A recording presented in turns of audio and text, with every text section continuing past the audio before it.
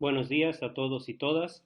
Vamos a continuar entonces con la siguiente sección de lo que hace a la planificación en el marco de los planes territoriales de desarrollo integral.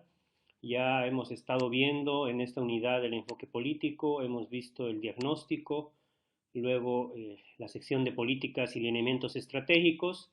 Ahora estamos viendo la sección de planificación y posteriormente, brevemente, vamos a ver la sección del presupuesto total quinquenal. Solamente para recordar, antes en la anterior sección en planificación habíamos visto esta matriz de identificación de pilares, metas, resultados y acciones. A continuación vamos a ver algunos ejemplos para que ustedes tengan más claro qué es lo que debe estar incluido, sobre todo en la parte de línea base, indicador y el indicador de proceso. Bueno, aquí tenemos un ejemplo sobre esa matriz donde están pilares, metas y resultados. Recuerden que esos pilares, metas y resultados provienen del plan de desarrollo económico y social. En este caso, por ejemplo, tiene que ver con el pilar de universalización de los servicios básicos y la meta de que el 100% de bolivianas y bolivianos cuentan con servicios básicos de agua potable o segura, y ahí ustedes pueden ver dos de los resultados que están en el plan de desarrollo, que es el 95% de la población urbana cuenta con servicios de agua potable y el 80% de la población rural cuenta con servicios de agua segura. Recuerden que la línea base, ese 82% y ese 60% deben venir de el diagnóstico, ¿no? En el diagnóstico tenemos que tener información sobre cuál es esa línea base. Me han comentado que aquellas gobernaciones, municipios que no tienen esa información o no pueden acceder a esa información, el Ministerio de Planificación, a través de sus técnicos, puede brindarles ayuda en la línea base para ese tipo de indicadores.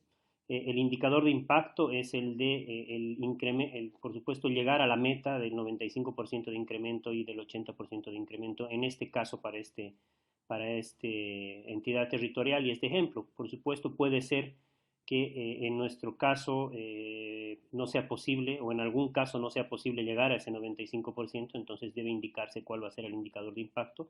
Recuerden que ese indicador es el que se mide en el quinto año, es decir, al final de la gestión.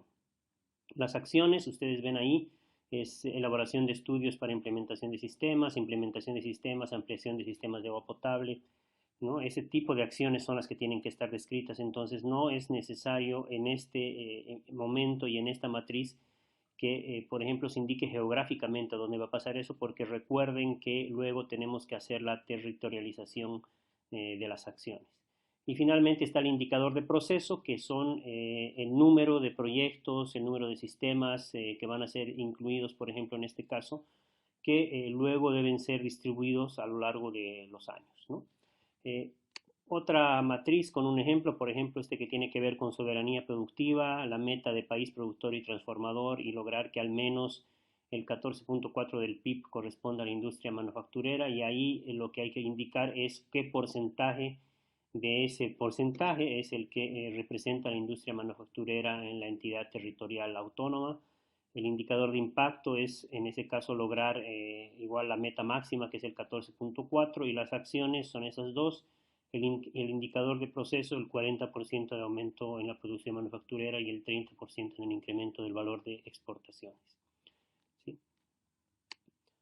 Aquí tienen otro ejemplo de, pues, si recuerdan que había que hacer la programación de las acciones, ahí está las acciones, resultado y las actividades, o las acciones, perdón, y cuánto se va a lograr. Por ejemplo, se acuerdan que había la elaboración de estudios para implementación y en la meta estaban 300 estudios, entonces aquí está descrito que hay el 2016 100, el 2017 100 y el 2018 100, tienen que sumar los 300 que estaban indicados. Si ustedes recuerdan, había el 80%, no, el 85% de cobertura de agua potable, y ahí está el 20, 50, 85, 85, 80 para llegar a ese 85.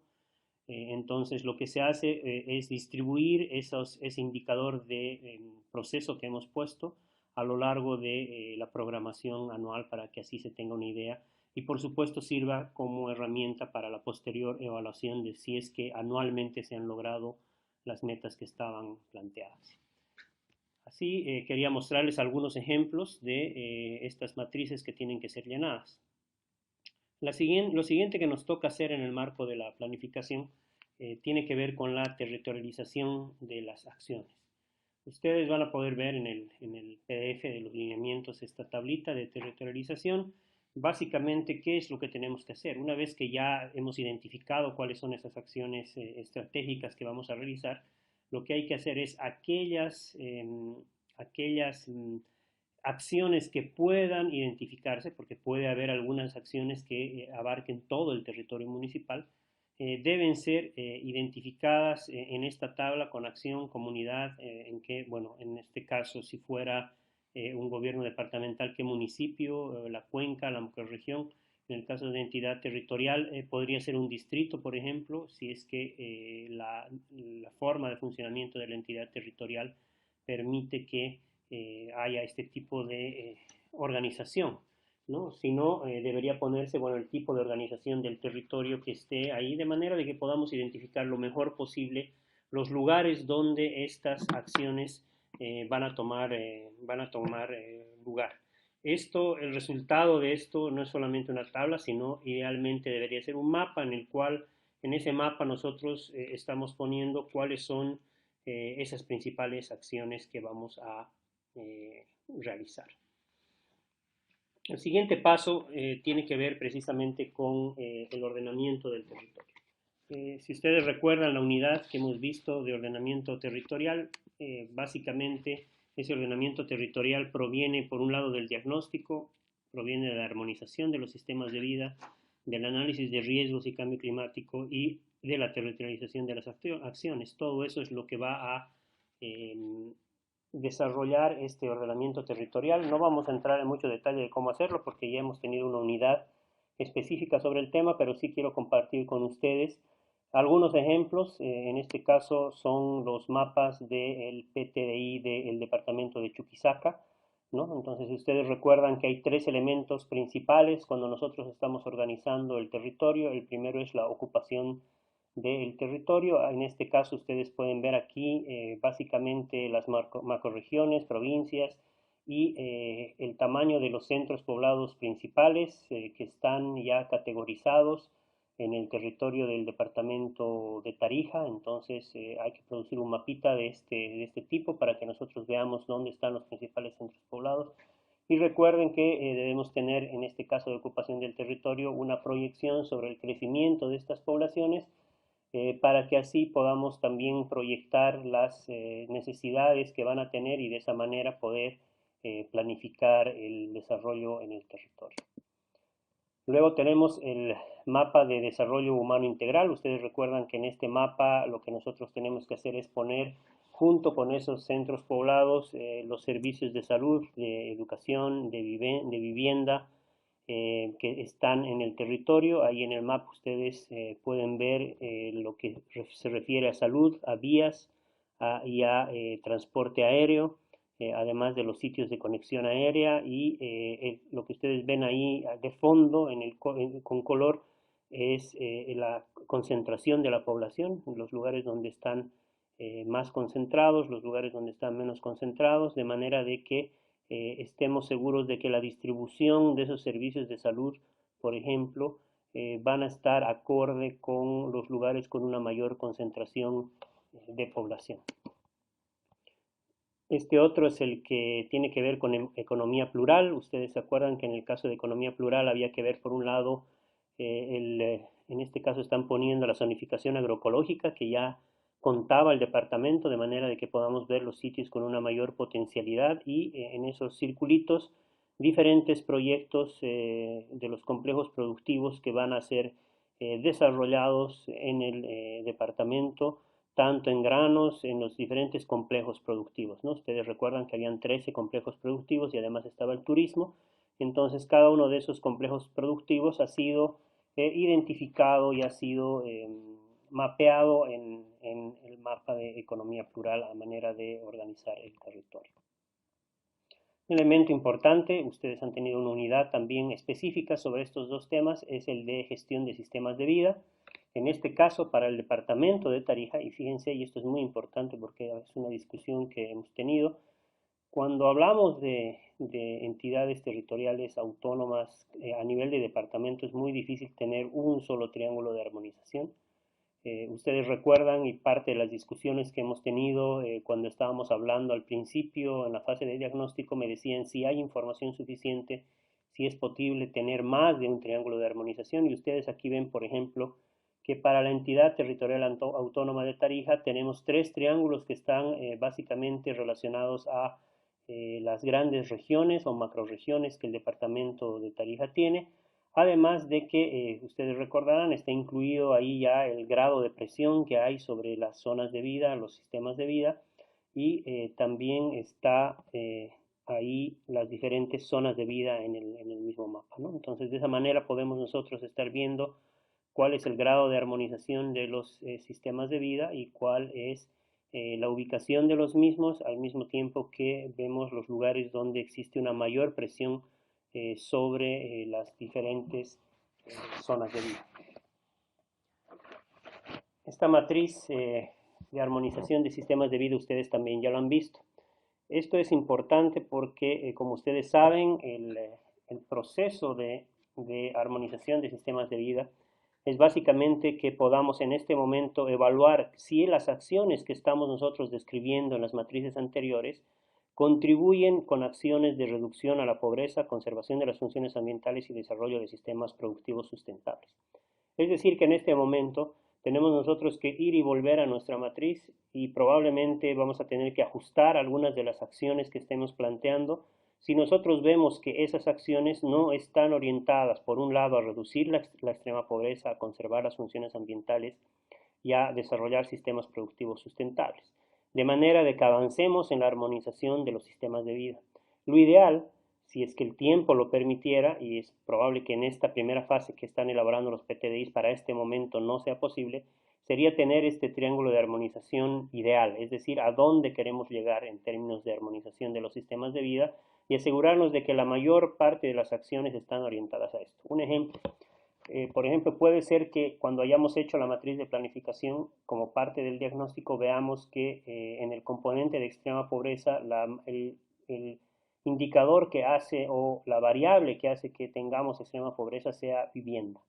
En ese caso, por ejemplo, las acciones que debemos planificar deben estar orientadas a fortalecer vivienda y no, por ejemplo, orientadas a fortalecer solamente salud, de manera de que la situación de extrema pobreza en esa entidad territorial se mantenga.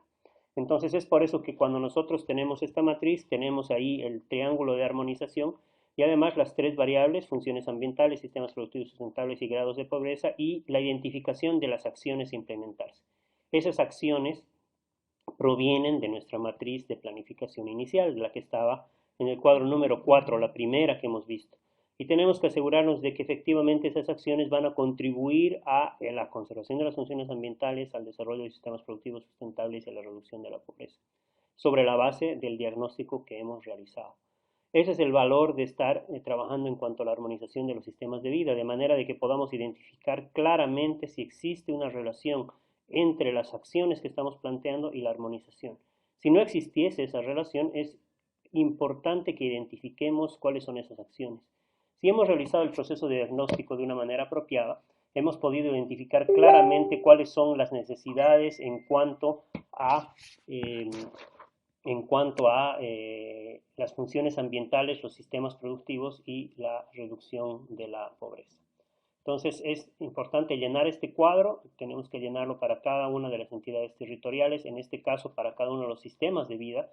Si es que en esa entidad territorial tenemos más de un sistema de vida, cada uno de esos sistemas de vida debe contar con su cuadrito de armonización de los sistemas. El siguiente elemento en la planificación tiene que ver con la gestión de riesgo y cambio climático. Nuevamente, parte del diagnóstico ya ha sido hecha, de manera de que hemos evaluado ya los riesgos y cambio climático que van a suceder en la entidad territorial autónoma. Ustedes aquí en estos mapas tienen ejemplos, por ejemplo, de cuáles son aquellas zonas que van a ser afectadas por diferentes tipos de riesgos, ¿no es cierto? Entonces, mapas de este tipo tienen que ser producidos de manera de que podamos proyectar la amenaza y un análisis sobre los principales riesgos que en la entidad territorial autónoma van a existir.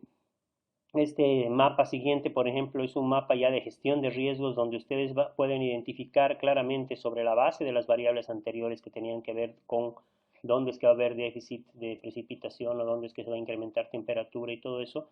Un mapa donde se identifiquen cuáles son las zonas que tienen más riesgos alto, medio o bajo en cuanto a diferentes amenazas que el cambio climático va a provocar. ¿De qué nos sirve esto?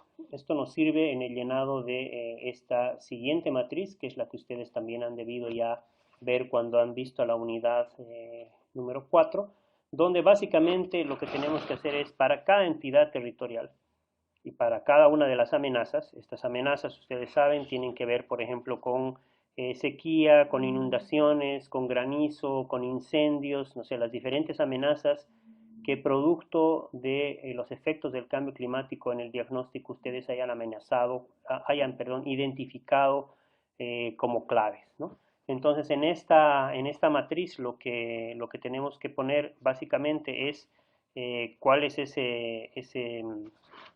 esa jurisdicción, la entidad territorial. En cuanto a amenaza actual es, bueno, poner lo que, si ustedes recuerdan, los valores del cuadro que estaba previamente, donde están los datos de afectación por sequía, inundación u otras amenazas que puedan tener información, ¿no es cierto?, en cuanto a su valor, superficie, población afectada.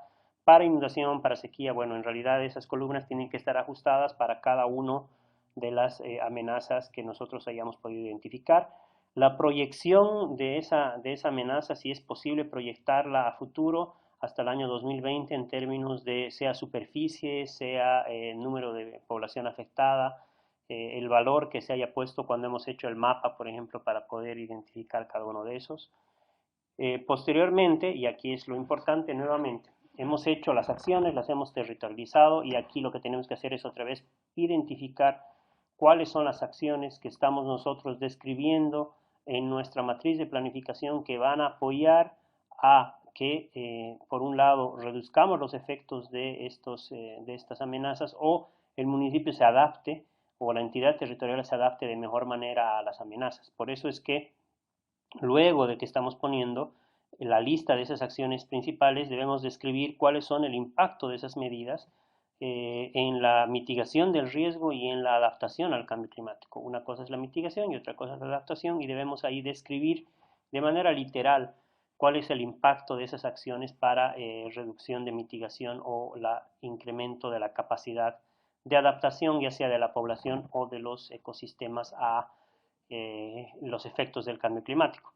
Una cosa importante y clave además es que ustedes deben nuevamente revisar sus matrices de planificación, ¿no? Y sobre la base de esas matrices de planificación ustedes deben describir si es que las acciones que están ahí efectivamente están contribuyendo a mitigar o adaptar sobre las amenazas que han sido descritas, de manera de que no tengamos, por ejemplo, sabiendo que la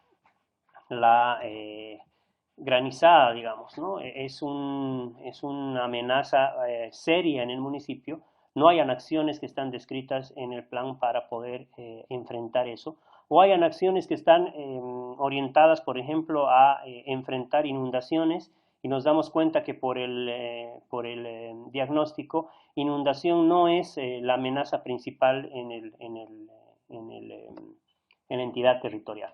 Entonces tenemos que otra vez volver a nuestra matriz de planificación y en esa matriz de planificación finalmente estar seguros de que estamos incluyendo las acciones que son más apropiadas para mitigar el riesgo o incrementar la capacidad de adaptación.